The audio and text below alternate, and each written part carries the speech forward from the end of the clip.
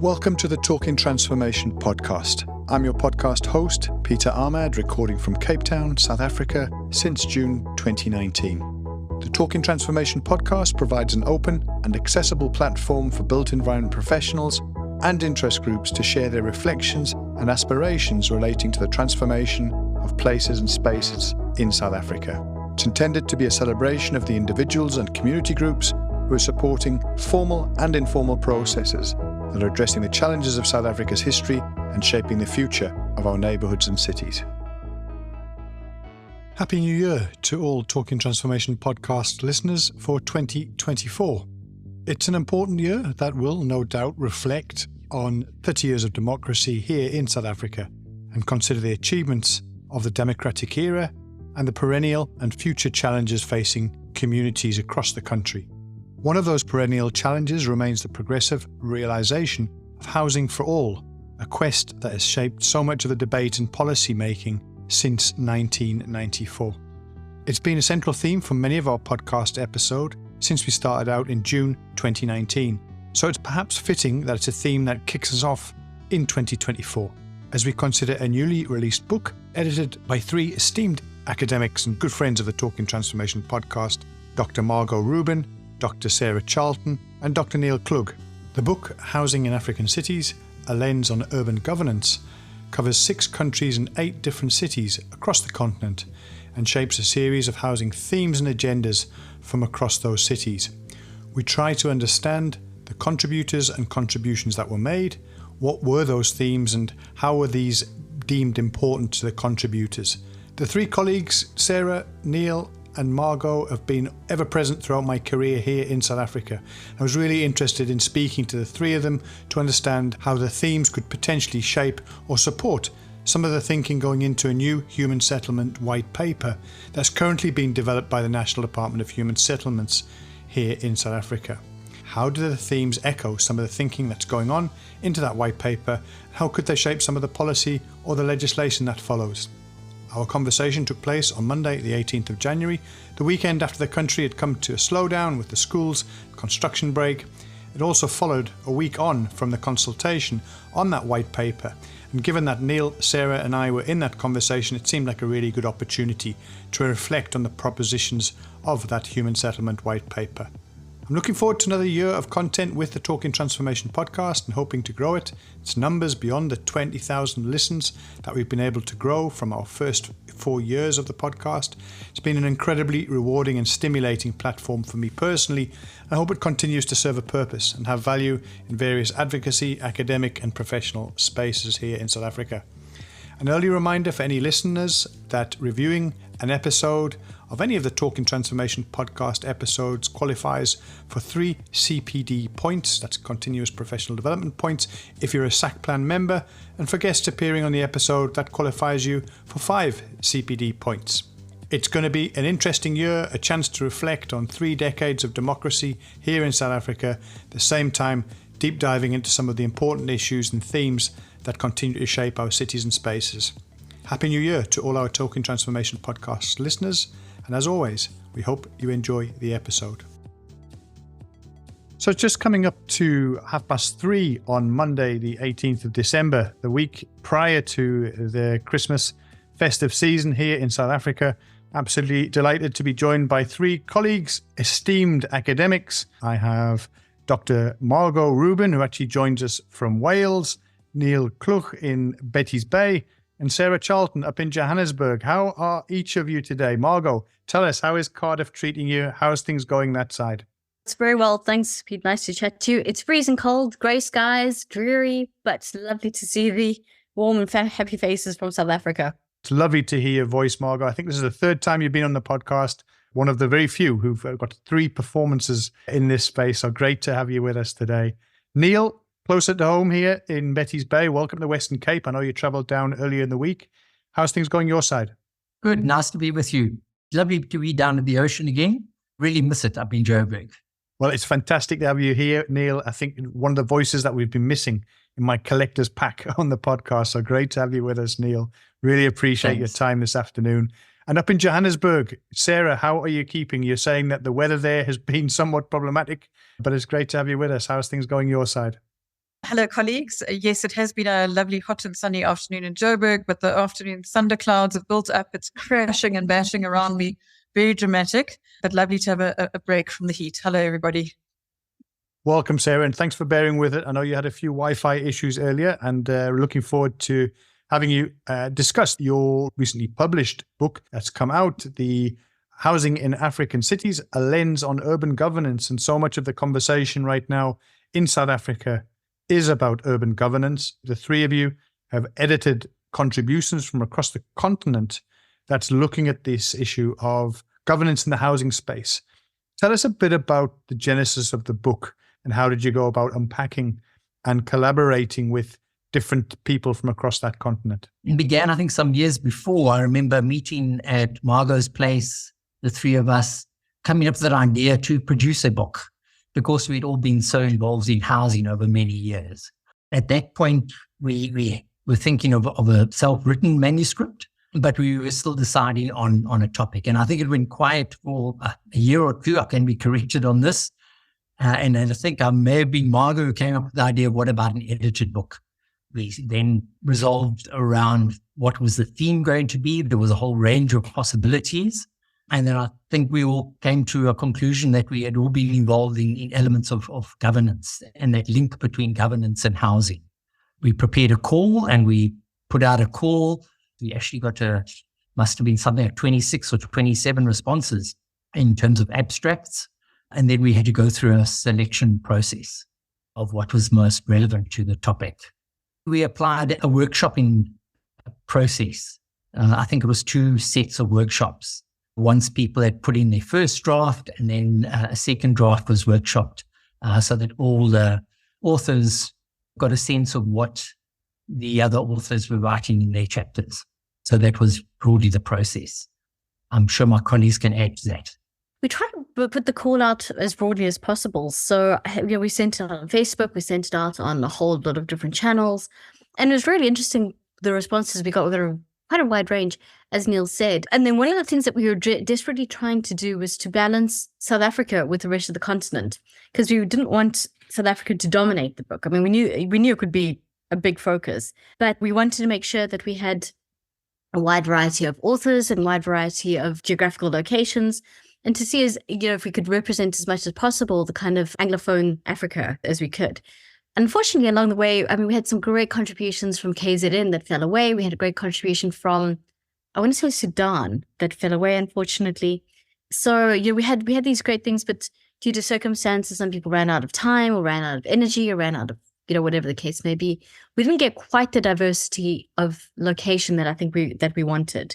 We did get some really interesting contributions that we were really keen on trying to include in the book. But unfortunately, and perhaps as people will remember, that was very much the thick of the COVID period. People started to kind of have to deal with just so much else that was going on in their lives, going on in their workspaces, trying to adapt to the COVID situation, move online. In some ways, that kind of online process really, really worked well for us and enabled some interesting collaborations across time and space that we might not have been able to do physically. But it did mean that some of our very exciting initial contributions had to withdraw because there was just too much going on, too much on everyone's plate, as I'm sure we'll all remember at that time. So in the end, the process got whittled down a bit to those groupings of authors who were kind of able to pursue the projects that they'd identified. And I think there were quite a few people who were really interested in being part of this process early on, but who just weren't able to participate in the end. And as a result, we had perhaps a smaller grouping of African countries represented than we might have hoped right at the beginning. But I think we're still very excited at the diversity and the range of contributions that kind of stuck through what was quite a long process over 3 years. Ultimately, you were able to gather inputs from 6 countries, 8 different cities. What were some of the themes that people wanted to respond to? It was really interesting because there was so much that was covered. One of the things that came up quite a lot were looking at the private sector and the role that the private sector is playing in terms of housing provision, and the differing relationships that the private sector has with the state. And our colleagues in in Windhoek, we're able to talk about these kind of big housing estates and how this relationship with local government was evolving in terms of how the state was accessing land and what this was meaning for the expansion of the city of Windhoek. The kind of work by Charlotte Niederhoff in Kigali in Rwanda, talking about how the state was intersecting with the private sector to create housing that was really unaffordable and not particularly useful to different people. And then, of course, Sean Butcher's kind of case in South Africa, looking at these long-standing, very intricate relationships, very complex relationships between the state and the private sector. And so what we were able to, I think, get out of this that particular theme was really to try and take a deep dive into understanding the complexity of the nature of the relationship between the state and large-scale private sector actors, formal private sector actors, and how that was working. So for me, that was really interesting. And then perhaps one of the other themes that came up quite interestingly was in Ibrahim's chapter on cooperatives, which was really about this question of temporality and time, and thinking about what happens in terms of governance and the changing nature of relationships over long periods of time. And Sean spoke to this as well in her chapter, so did Priscilla and Albert and colleagues. Thinking about what happens in cities when things shift and when things change, and who the actors come in and how they maneuver and how they have to change their repertoires of action, Jonty and Robin's chapter. This question of evolution and change and time and changing circumstances also became a very clear theme in the book as well. The three of you contributed 2 chapters, the introductory chapter that introduces this word that's a common theme throughout the book around messy cities. And then the second thing around walk-up housing in Johannesburg. What was it about the latter, the idea of this walk-up housing in Joburg, that really focused your attention, the three of you, and that collaboration? It stems from our common interest in informal settlement upgrading and the fact that the current model is to relocate, perceived as upgrading of informal settlements, to relocate people into these types of new typologies. Sarah actually had a contact who lived within one of these new settlements. So we had a nice sort of introduction in terms of being able to interview residents as well. So we thought we'd probe the residents, the users, and state stakeholders, like the provincial government, local Joburg City Council, in terms of how, and the developer as well. And so we ran a range of interviews across these different fields. And to establish really, fairly shockingly, that there was this huge gap in management. When you basically have a multi-story structure with units, you need a very clear structure. Particularly, and I think what stands out with this particular typology is that these are seen as RDP units on top of each other. And so many cases, the residents actually have no disposable income and therefore no additional money to maintain and put into a levy and put into some kind of maintenance structure. And this was a huge gap. And, we probed province, the policy units, the city housing officials, like, how did this gap come about? And that was so interesting. And of course, from the residents' perspective, there was clear decline in the state of the units and a lot of frustration and conflict emerging from this lack of ongoing maintenance. A major issue too, which came upon, was the perceptions, is that people living in these new units perceived them as RDP units and therefore had family and colleagues who were living in single houses, RDPs, who weren't expected to pay any form of monthly contribution, and thought, well, why are we required to pay a monthly contribution when we get the same product, but they don't have to pay? It's echoing a whole lot of challenges which we outlined in the chapter about how multi-story units have not been well managed over long periods of time, including public housing stock and the big sale, and how public, those multi-story public properties have been transferred to sitting tenants, and they have huge management issues and maintenance issues. So it resonated with that. But I think if we were to kind of think about it in terms of governance, what we were also interested in was who has a say in these things, who has voice, who has an ability to engage. And so we're sitting in a situation where these units are provided, they're kind of handed over, and then tenants are beneficiaries are pretty much left in these situations. They have no real contact with the state. The state kind of feels divested of responsibility in the sense that they've now provided the units and moved off. They've done their duty. The private sector is kind of gone, we've done our duty, we've built the units, now we've handed them over. And so what we were pointing to is, on the one hand, the fact that there's this kind of long history of really poor management of multi-story units, and the state should have known that. They shouldn't. And on the other hand, this kind of abdication of responsibility, or these are my words, I'm not sure my colleagues would agree with me, abdication of responsibility from the state in terms of this provision of housing. And what does that say? Is this a state who doesn't care, who isn't interested, who wants to, is it compliance-led? For us, we're trying to think about, what does this case study show us? What does it contribute to us understanding in terms of urban governance? I think part of our concern is that thousands of these walk-ups are being rolled out. It seems to be the new model for the mixed income human settlements that are happening across Gauteng and I think several other parts of the country. And so it's happening at scale. So we're not just talking about a few isolated instances. We're talking about thousands and thousands of units where, in effect, the apartment, the flat is a giveaway unit to a very poor person, as has been mentioned, but without the corresponding body corporate management structure, maintenance structure. And that was a key part of what we were seeing in the particular case study that we looked at in Gauteng. And we were hearing over and over again from our resident respondents the kinds of issues that they were having to confront in an unmanaged high-density development. And I use that word high-density a little bit loosely because part of the justification we were being given by provincial authorities, city authorities, the private sector developer involved, was that this was a response to the criticism about low-density, sprawling, old-style RDP settlements, that in order to counter that low-density argument, one had to use land more efficiently, and therefore walk-ups was the way to go. But people were kind of repeating this argument without really being able to show the evidence that this particular built form of 3 or 4 story walk-ups was in fact the best use of land. Nobody could say whether investigation had been done around row housing, duplexes, or other kinds of ground-related units, whether those would have achieved the similar forms of density. And so the density argument was being put forward, but it seemed to us in not a well thought through kind of a way, because there was this whole management and maintenance vacuum that my colleagues have spoken about.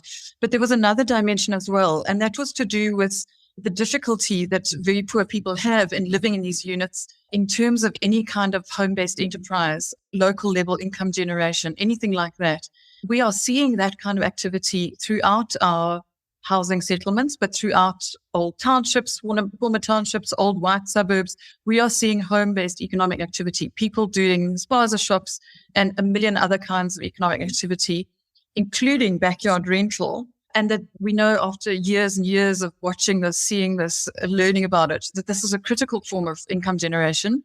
We're in a context of unbelievably high unemployment, almost by definition. The kind of people that are benefiting from a government subsidized, fully subsidized house or unit are unemployed, almost by definition. They're living on grants or whatever.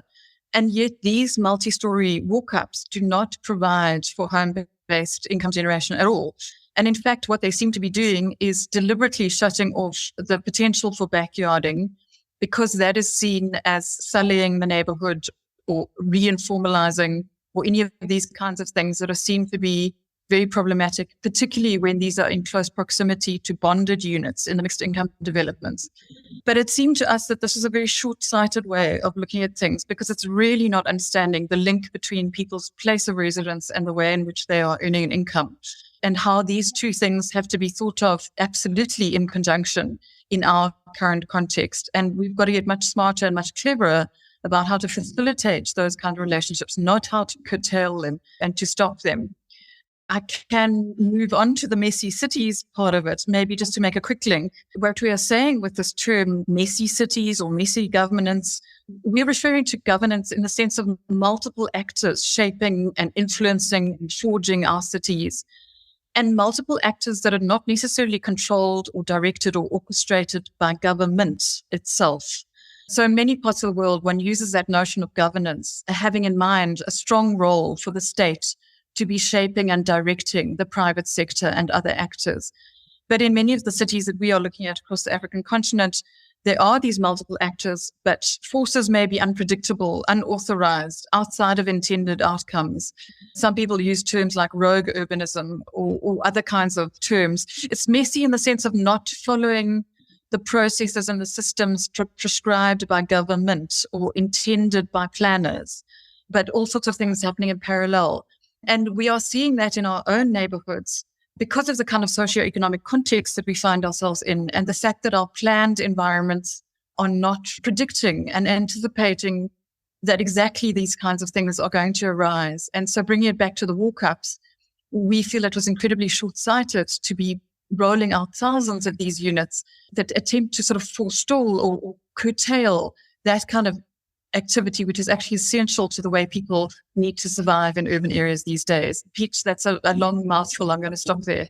Sarah, I appreciate sort of covering those bases of not only the dimensions of this Fleurhof multi-story walk-up RDP type of development, but also this idea of the concept of messiness and how that permeates through the book and the chapters. Neil, you've made a point around the idea of it being a public-private partnership, a PPP, on the one hand facilitated by the state, but built by the private sector. Any lessons learned here in terms of where risks lie, in terms of due diligence, in terms of new projects, similar density typology, what they would need to do differently from this particular case study that you've looked at? Well, if you're going to follow a public-private partnership, it's normally that the state has the oversight over the private sector build. That is absolutely essential. If you don't have that oversight, you're bound to suffer future consequences. And I think this is what we're seeing in this particular model and the numbers that have been rolled out. And we're simply not seeing adequate oversight. So the state has to be sure that it has the capacity to undertake that oversight. Where I think in our case study, one thought that the private sector were going to deal with that aspect. The private sector also thought that. So basically it's something that just fell between tables, but it was so fundamental to the ongoing sustainability of this model. So certainly going forward, I think if you're going to follow the PPP model, you've got to make sure that all of the various components are in place and not just roll out a model without ensuring that oversight is in place. It's interesting when one looks at the book chapter and I'm not sure if it's a drone that's captured the photograph, but it certainly shows you the typologies that we're talking about, demonstrating, I think it looks like a 4, possibly 5-story walk-up environment, a series of them structured along the main arterial as you turn off the main road. And behind that, the scaling down into more what we'd call RDP type or affordable housing, single-story structures. So it's really well illustrated. And I get the point that's been made that this was obviously a real project pilot to try and break the monotony and this idea that you can't do differentiated typologies.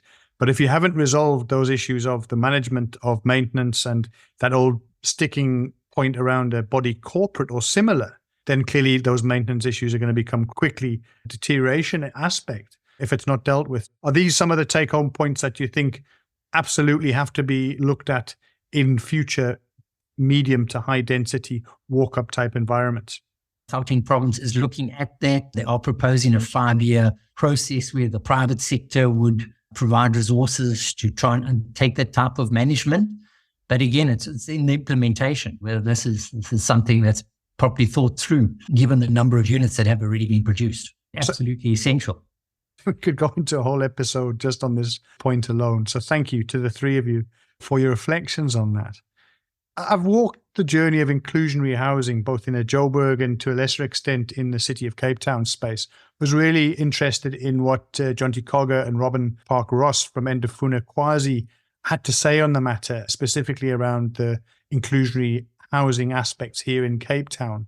What were some of the key take-home points that you think were worth reflecting on in relation to that chapter? And the reason I raise it is because the inclusionary housing aspect is one of the things that we've often come back to on the podcast, and hoping that there's some new content that can help shape the thinking, either of do more of this or conversely do more or less of what Jonty and Robin are reflecting on in their chapter.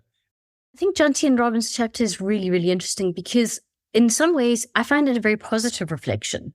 I find it a very encouraging reflection, because in some ways it talks to the fact that some of the constitution and some of the kind of legal and judicial processes in South Africa are working. The constitution and many, many pieces of policy say there are spaces for negotiation, there's processes, procedures, and protocols which you can use to give everyone a fair shout. They talk about the fact that the space has been cleaved open. I think this is exactly the point, is that the constitution and various other pieces say, here is the starting point, but it is going to take champions, it is going to take work, it is going to take effort and advocacy for people to take these little crevices and cleave them open into spaces which are fully functioning democratic spaces of engagement, that it is possible. And I think what we've seen now is that the fact that inclusionary housing is now very much on the agenda in Cape Town. Most recently, I've seen that there's now been some very well-located social housing which has been put in place. And so this whole thing seems to work. And it's interesting to me because it feels like to be really dramatic and really dedicated and quite radical in your approach, though, to make these spaces work. And that's really interesting to me as well in terms of what they're pointing to. And it seems to show that urban governance is this really difficult, contested space that requires a lot of champions, a lot of people to push and to shove and to fight and to fight back. But in some ways, I kind of feel like, well, that's great. That's democracy at work. That's what we need, is this kind of argy-bargy around real argument and real interaction and people forcing their views. And thank goodness that there are organizations like NU around to be able to do that. And I know they're not always popular. No, not everyone agrees with their particular methods, but I, for one, kind of salute them and appreciate their advocacy. What I found really interesting about that particular chapter was Ndifuno Kwazi's discussion about how they used the Municipal Planning Tribunal space to be an advocate for this, a body established in terms of SPLUMA.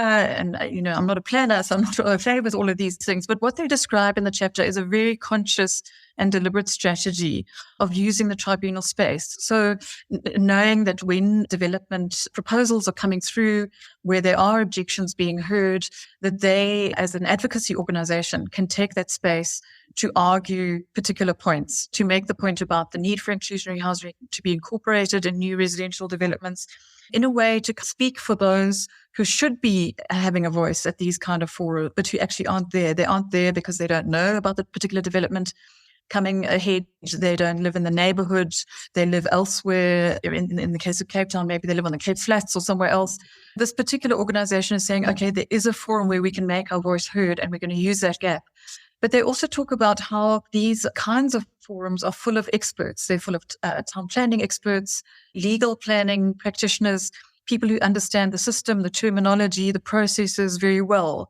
And that in order to be a combatant in the space, you yourself have to equip yourself with that kind of terminology, the understanding of the processes in order to take the gap when the gap comes up.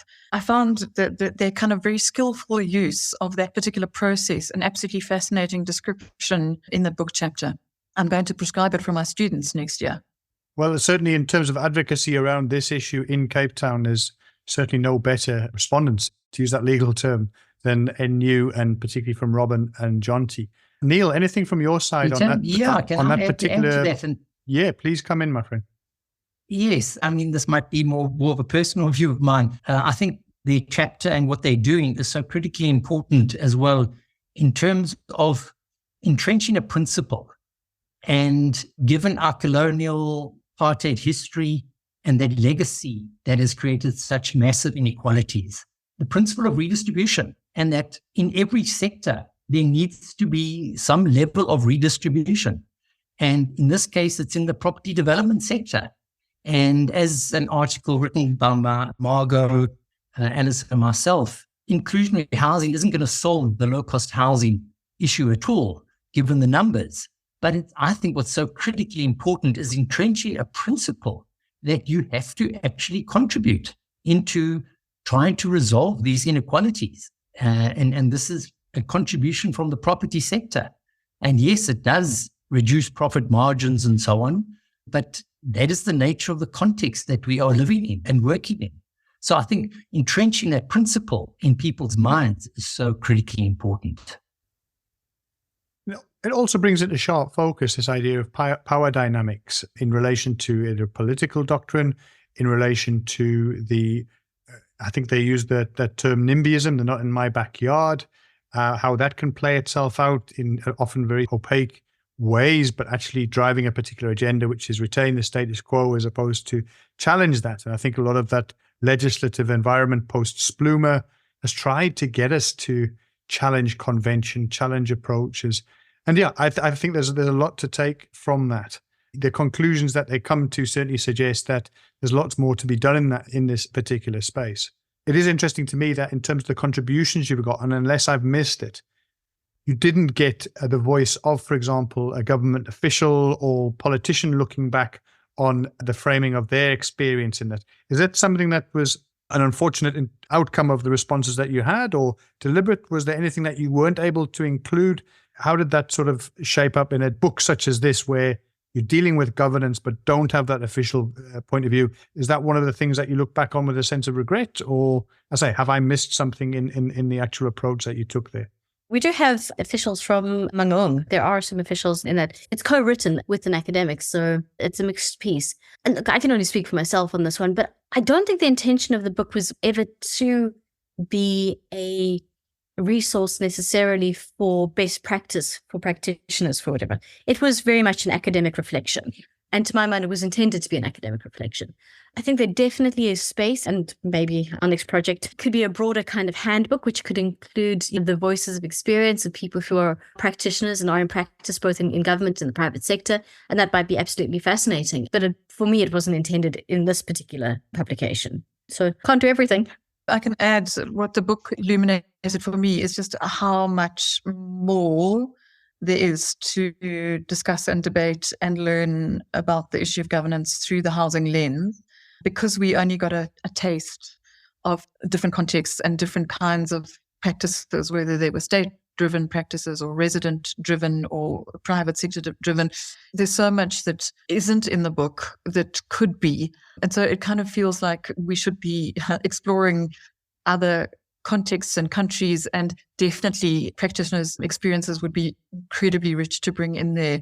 I think it's partly the nature of also doing a kind of a scholarly publication. It's quite frankly not everyone's cup of tea. It's not what everyone thinks is the most useful way to express their views in a book chapter or an article that has to go through peer review and go through the academic hoops that we are required to do because of our positions at universities.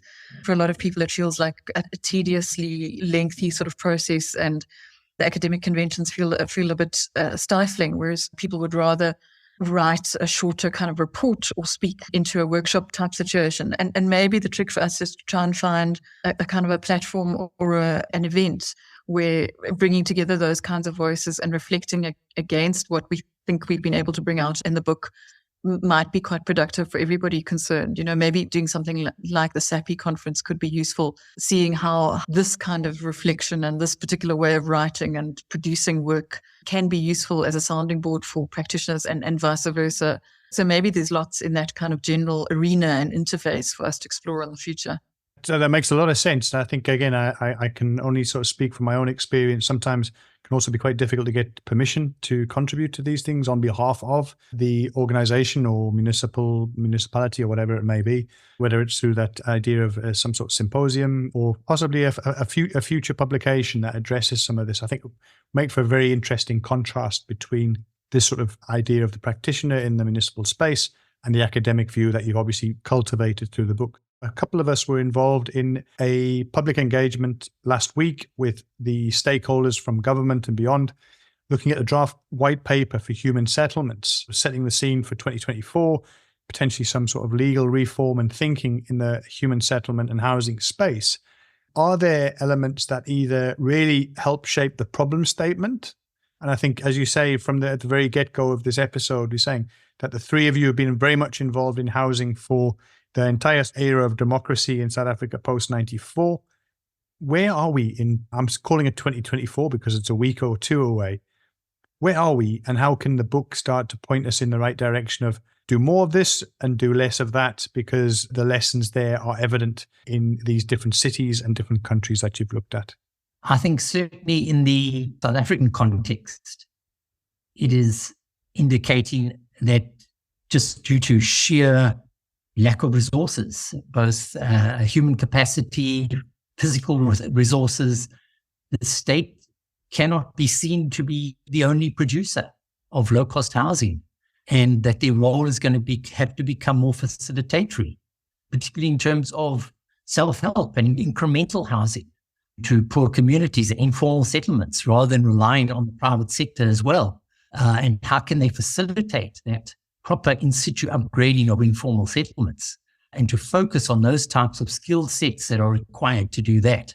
I think the shift needs to accommodate going forward, and not to be perceived as the only provider and only they can provide. Because in actual fact, we've seen cases where they're actually obstructing provision through their lack of capacity. We really don't need that. One of the points Sarah made earlier is the fact that, in our view, urban governance is about the fact that you've got a whole lot of different parties, urban actors and agents coming together. It's through their kind of contestation and conflict, but also through their collaboration and coalitions, that the city is built, that the city evolves, that the city changes over time. These can be built upon really, really usefully. And I think that's exactly what Neil was alluding to. If we were to harness all these different actors, and instead of the state seeing them as opposition, and this includes resident built, this includes private sector in various forms of whatever that might look like, then we have a real possibility of trying to create inclusive spaces that are integrated and that work for a number of citizens and residents. But if we persist in continuing doing the same thing in the same way over and over again, we're going to get the same result. And that's kind of the definition of insanity. The nature of our state institutions are fundamentally different to the way they were even 15 years ago, 20 years ago. Certainly in many parts of the country, we have weak forms of government, weak institutions. That's not to say that there aren't absolutely fantastic and completely wonderful individuals within local government and provincial government and national government. But many of the strong systems that we thought we had, the ability to be able to rely on processes of implementation, of management, of forward planning, those are simply not there in some of our local government systems and provincial government systems. And it's unclear how soon we will be able to build those back up or strengthen them sufficiently to really be able to have the kind of ambitions that the state in South Africa has had in previous years. And so I think we do need to confront that situation, and we need to think hard about what does it mean to be trying to operate in that kind of context. It's an incredibly hard one with incredibly complex politics playing itself out. And that really doesn't bode well for having a clear vision that the state itself is going to roll out anything or even that easily facilitate things. So I think there's a lot of thinking to be done about the kind of institutional context. And then my other big concern that I think needs to be coming into our deliberations around housing is this issue about the economic context that we find ourselves in. So I was talking about this earlier, and the bigger issue of the massive unemployment and the fact that we have entrenched joblessness. We don't really see how the job situation is going to change very easily in the future. You know, we've got intergenerational joblessness. And so we have to think differently about how people are surviving, how they're earning an income, and what the kind of spatial relationship is to home, and whether it's a kind of a hustle on the side or a main home-based business. But that kind of economic relationship between home space and income space, we've got to confront head on. And it's showing itself in multiple ways in our cities, in the way in which people are spending a lot of money for a very small bit of space in the inner city, somewhere like Joburg, or how people are paying a lot of money for a small rental room in well-located areas like Alex. I'm using Joburg examples, of course, because that's where I'm based. It's coming through in multiple ways, and we've really got to confront that. And I'm not sure that the sort of socio-economic reality in which we're trying to think about housing, I don't think that's coming through in the kinds of policy documents that are coming through in the housing space. And I think it has to be absolutely front and central. Well, there's certainly a lot to think about. The book itself is well worth a read. Where can people find out more about the book? Where is it available? Are there PDFs available to purchase the sort of e-book reader? How do people go about getting a hold of a copy? If you just do a search for Housing in African Cities, a Lens on Governance, you'll be able to pick it up, but it is on the Springer website. Unfortunately, the price is not easy for many people. However, libraries seem to have taken up the e-book quite rapidly. So anyone who's got an institutional link to somewhere like WITS or UCT or one of the libraries will be able to get the e-book. As we work towards 2024, colleagues, I'm sure you're all going to have busy festive periods and hopefully a chance to breathe. I think, Neil, as you're saying, you've already started to decompress there in Betty's Bay. But what does 2024 hold for each of you? If we start, Margot, across the waters there in the UK, in Cardiff, what does 2024 hopefully hold for you? So we recently received news, we as in Sarah and I, that the Volvo Research and Education Foundation, we were successful in getting a grant application for, thank you very much, for doing a project looking at questions of gender identity, intersectionality and walking in Dar es Salaam, Cardiff and Tshwane. So to make an interesting combination of cities. So yeah, 3 different cities. So we're going to be working with some colleagues, particularly Priscilla Izar and Albert Nyeti in Dar. Well, Priscilla's here, but Albert's in Dar. That's definitely on the cards. And then hopefully promoting the book a bit, hopefully a book launch or two. We're not sure how that's going to happen or when it's going to happen. And then for me personally, hopefully a project on looking at residents' associations and elite governance in African cities. So I'm hoping that that's going to come to the fore. And then I think the 3 of us have got another article that we're due to write, also on walk-ups. That's going to come out in a special issue in the next while. 1 or 2 things to keep us busy, aside from teaching, supervising, living, the usual kinds of stuff. Being a mother, watching football. Oh, yeah. Getting it to rugby there. No, leave that all to my son. But, all the other stuff. Sounds like you've got a busy year ahead of you, Margot. Thanks for sharing and thanks for your inputs today. And thanks for having us, Pete. Really appreciate it. A pleasure. Neil, from your side? From my side, well, I've just recently completed my PhD, so I'll be consolidating some of those articles in the coming year. We're also running a city studio again at Wits University, and I'm hoping to do a little bit of research into community land trusts in that particular project. And as Margot says, we still have some outstanding work to be done on the walk-ups. Hopefully taking it a little bit easier next year, but who knows? I somehow doubt it, Neil, but enjoy and as I have a good time down there in Betty's. Sarah, your side? So Neil mentioned the city studio. People might remember that a few years ago, our school at Wits was very involved in Yeovil in sort of a neighborhood-based investigation with our students, with community partners in Yeovil. So our forthcoming one that Neil mentioned is centered around the Frankenbelt, Alex kind of area of Joburg. Very interesting and complex area. So we'll see how that unfolds over the next couple of years. I'm involved with a colleague in the UK, Professor Paula Meth, with some work on housing and youth and work and kind of the intersection between young people's lives, trying to house themselves as in gain independent housing, but how this relates to the difficulties of getting work. And we've been looking at some case studies here in Gauteng, but also in the town of Hawassa in Ethiopia. So we're hoping to develop that work a little bit more. Something else that a number of colleagues are involved with is trying to understand the kind of investment that's going into former homeland areas in South Africa, where there's an extraordinary amount of individual money going into houses being built, quite smart houses, but also shopping centres, building supply areas, all sorts of things in some of the parts of the country that we thought might, I suppose, depopulate after apartheid, but actually that hasn't happened. And we're trying to understand the links to urban areas, the economies of these areas. And so I'm sort of only very peripherally involved at the moment, but I think that's a really interesting area of work that I'm hoping to learn much more about going forward. But first, a rest at the end of the year. A well-deserved rest, Sarah. A well-deserved rest for all 3 of you. I can't thank you enough spending a bit of time here on our South African Monday afternoon, or there in Cardiff, just the earlier part of the afternoon.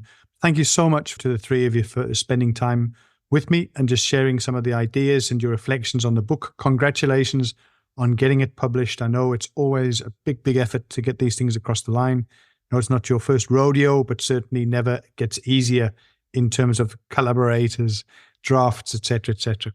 I'd like to say a really big thank you to all the contributors and all the authors who contributed to the book. We know it took a long, long time, and we appreciate each and every one of you staying with us and staying with the process. Well, it was a mammoth task, and we couldn't have done it without you, and we couldn't have done it without the fabulous reviewers and without the administrators and everybody else who contributed to the book.